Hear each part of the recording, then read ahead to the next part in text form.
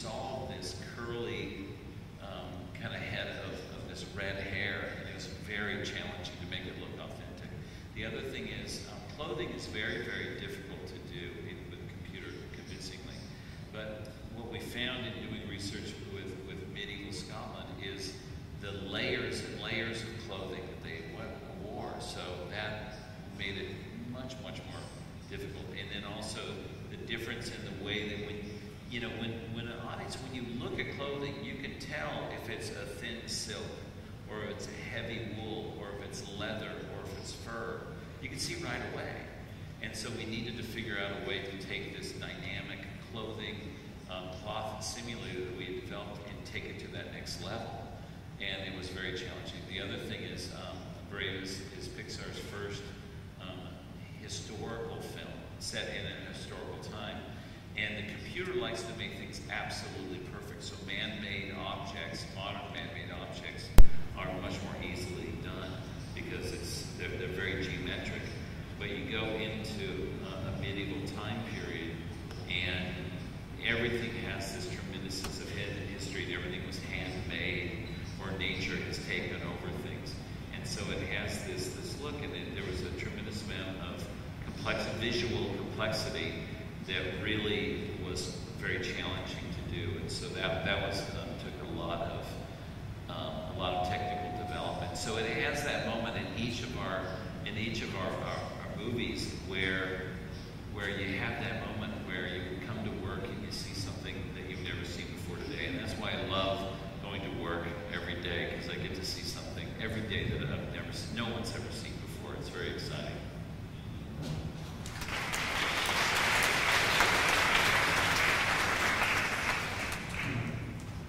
А громко можете сказать? Oh, here comes the microphone. There we go. Да, извините, добрый день. У меня два вопроса. Первый. Да, извините, I speak Russian. There we go. Hold on. I'll hear you. There we go. Now I can hear you. Вы очень много говорили о главном персонаже в фильме, на который делаете ставку. Но все мы знаем, что у мультфильма студии Pixar очень главную, важную роль играют второстепенные персонажи, которые подчас любятся героям гораздо больше, чем главный. Как они создаются, как они продумываются, это специально так делается? Yes.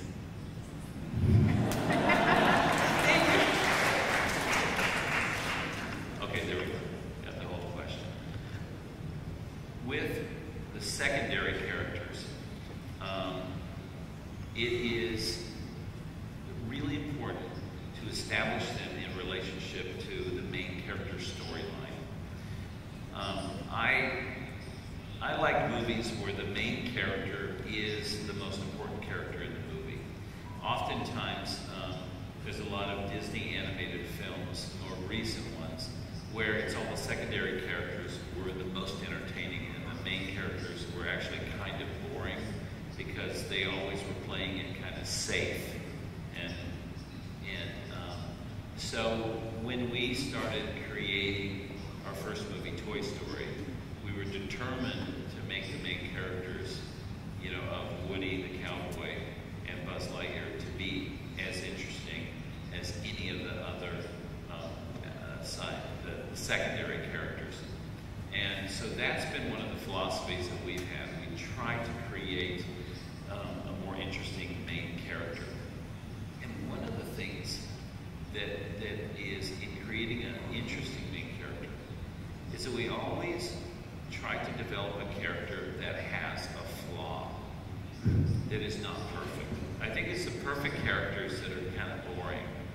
And in each of our main characters, there is something where they don't mean to. It's not like they're mean or anything, but they just have a flaw.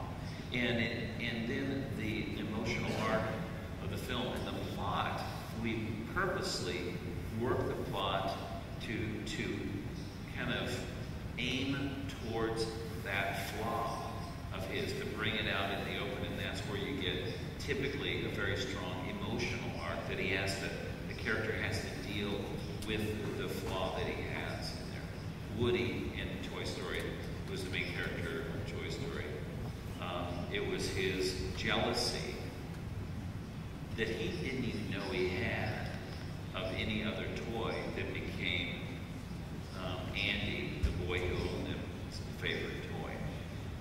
And so, but it's really fun then to take a look at all the secondary characters and how they relate to this main character's arc and his flaw. And you want to have characters that deal with the main character in different ways. Let's take Toy Story for an example. All the other toys in Andy's room really had different roles in this kind of group of toys. There was Slinky Dog, who was completely, as I called him, a company man. He said whatever Woody was the leader, whatever he said, that's what I believe in. You had Mr. Potato Head, who we kind of took a look at the toy, the existing toy, and it had, you would have a problem, an anger, a chip on your shoulder if your facial features fell off every day, is what we thought. So therefore, we're going to make him be the guy that constantly questions authority. No matter what authority said, I disagree with it. So they were kind of in nice opposition, Slinky and Mr. Potato Head. Ham, who sat up on the windowsill, was a piggy bank. We basically thought that he saw the world and he was above everybody. He kind of was the Mr. Know-It-All, Bo Peep was the heart of the room. She just, really always saw, like a mother, kind of saw past Woody's pettiness and sort of was able to talk to him. And Rex was the anxiety.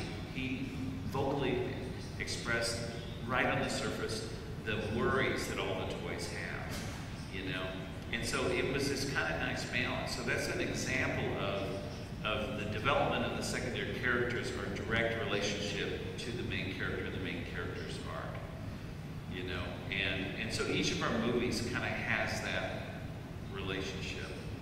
And I think one of the greatest secondary characters of any of our films is in Finding Nemo, and that's Dory the fish. And Andrew Stanton, who directed Finding Nemo, he read, in doing all the research, first of all, we really believe in research of everything that we really believe in research. And for Finding Nemo, like for Toy Story, I got to go during work hours to a big toy store and buy all the toys I wanted with a company credit card. That was awesome research, Then with Finding Nemo, I insisted that everybody working on the key people of the film, they all became certified scuba divers, so they could see with their own eyes life underwater. And we've done this for every movie. In A Bug's Life, we studied entomology, the study of insects, and it's very, very important. And so one of the things when Andrew was doing research for Finding Nemo, he read this statistic, this detail, and I don't know how they figured this out, but there are certain species of fish that have no long-term memory. They only know life that's right in front of them. How they figured that out, I don't know, but they did. And but then when he read that, he thought, that would make the most awesome character. Again, supporting the main character, Marlin, in his desire to find his son. And it would drive him insane to where she's just with him all the time. That every time she turns away and comes back, he has to repeat to her exactly what it is they're trying to do. And it just gave, but it also taught him a lesson to live in the moment that he wasn't doing. He was so petrified of losing his son that he didn't let his son live and experience the moment. So it's the secondary characters really are, everything in our films is there to help tell the story in the main, and typically it's the main character storyline.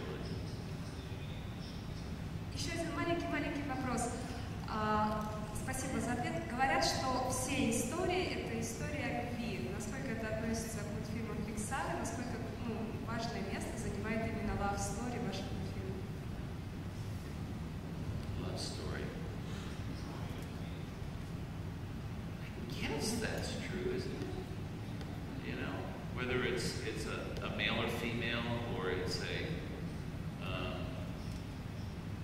it is kind of, Toy Story was a buddy picture, and that's kind of, in a sense, it's like the love of friend and friendship, and how the friend kind of changes you.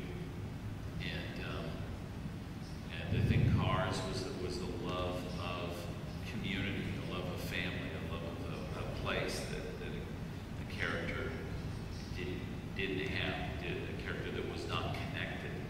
And so, love is a strong emotion, and that becomes kind of down underneath the surface. And so it doesn't have to be just the typical love story of a man and a woman, or a male and female character, though we've done that, like Wall-E is a true love story. So, but it is, even the Pete Docter's amazing movie Up, with that amazing first 10 minutes, which was a true love story, but a sense of loss. It's about him, Carl, getting reconnected through the relationship he has with this little kind of Boy Scout, so.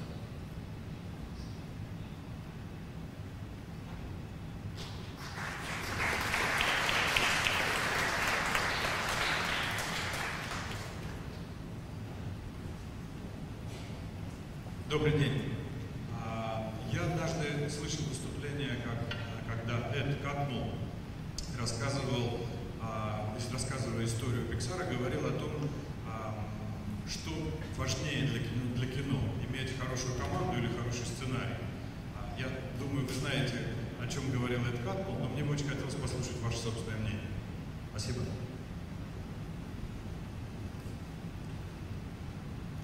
Ed Catmull is the president of Pixar, one of the founders of Pixar, and my partner at Pixar, myself, Steve Jobs, and Ed Catmull ran Pixar. And Ed is a brilliant leader, and when he gives a lecture, he always asks that question first and foremost. And he has people raise their hands as to when he asks it of what's more important to making a great movie. Is it a great script or a great group of people? And typically, when he sees it, it's about half and half what people feel is the most important thing. And to us, the answer is a great group of people is absolutely the most important thing. It's what we believe in. We at Pixar and at Disney Animation, we always bet on the people. Because a great idea given to a group of mediocre people will become mediocre at best. A great idea given to great people will become great. A mediocre idea given to a group of great people will typically be thrown out and they'll come up with their own idea that'll become great. But we really believe in the people, getting great people. And it's kind of the foundation of Pixar. When I first started working in 1983 with his group, before Steve bought, so it was the Lucasfilm Computer Division. It was very small. There was maybe even less than 10 people in the group. But every single one of them was the smartest and the best people, researchers working with computer graphics in its day. I had just come from Disney Animation, who the great animators of Walt Disney's time period, they call them the 9 old men, they were my teachers and my mentors. They had retired from the studio. Who was left was kind of the